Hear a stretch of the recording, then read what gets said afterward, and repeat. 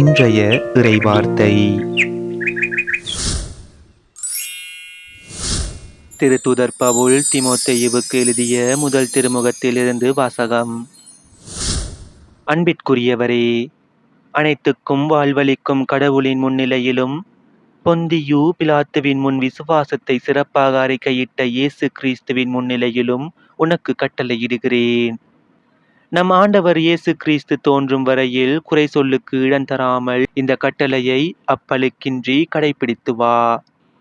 உரிய காலத்தில் பேரின்ப கடவுள் அவரை தோன்ற செய்வார். கடவுள் ஒருவரே வேந்தர், அரசருக்கெல்லாம் அரசர், ஆண்டவருக்கெல்லாம் ஆண்டவர். அவர் ஒருவரே சாவை அறியாதவர், அணுக முடியாத ஒளியில் வாழ்பவர். அவரை கண்டவர் எவருமிலர், காணவும் முடியாது. அவருக்கே என்றென்றும் மாண்பும் ஆற்றலும் உரித்தாகுக. ஆமேன். இது ஆண்டவர் வழங்கும் அருள்வாக்கு. இறைவா உமக்கு நன்றி.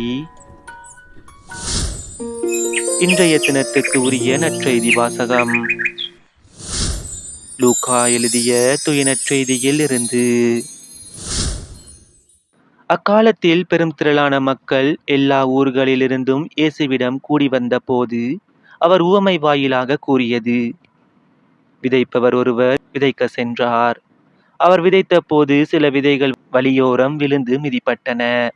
வானத்து பறவைகள் வந்து அவற்றை விழுங்கிவிட்டன. வேறு சில விதைகள் பாறை மீது விழுந்தன. அவை முளைத்த பின் ஈரமில்லாததால் கருகி போயின.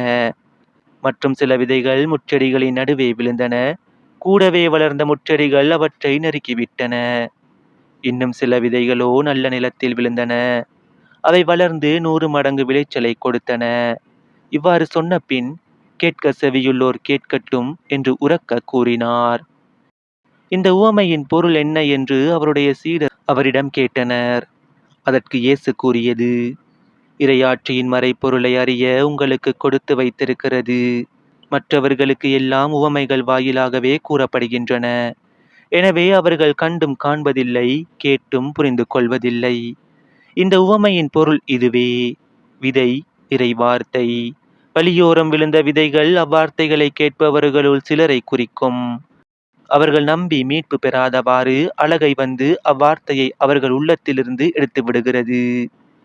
பாறை மீது விழுந்த விதைகள் அவ்வார்த்தையை கேட்கும் போது அதை மகிழ்ச்சியோடு ஏற்றுக்கொள்பவர்களை குறிக்கும். ஆனால் அவர்கள் வேறற்றவர்கள். சிறிது காலமே அவ்வார்த்தையை நம்புவார்கள். சோதனை காலத்தில் நம்பிக்கையை விட்டு விடுவார்கள்.